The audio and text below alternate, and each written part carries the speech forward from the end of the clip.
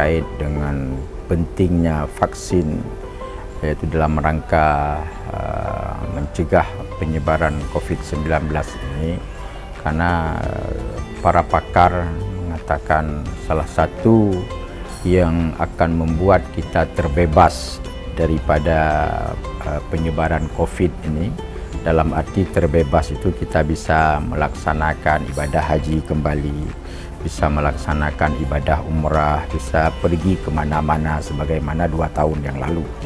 Tentunya dalam hal ini kebebasan itu baru bisa kita dapatkan seperti teman-teman yang bebas di Eropa dalam rangka menonton Euro 2021 kemarin. Kebebasan yang mereka peroleh itu adalah karena mereka vaksin yang sudah mereka lakukan itu sudah melebihi daripada target itu herd immunity bagi masyarakat mereka sendiri. Jadi kalau kita ingin bebas berlakukan aktivitas sebagaimana biasa, makanya program vaksin pemerintah ini tidak harus kita dukung dan harus kita bersama-sama berpartisipasi untuk menerima vaksin itu.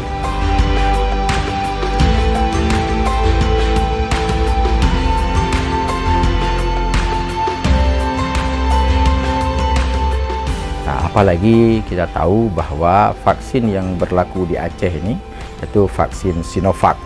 Vaksin Sinovac ini halal dan suci. Jadi tidak perlu ragu oleh masyarakat kita karena vaksin Sinovac halal dan suci.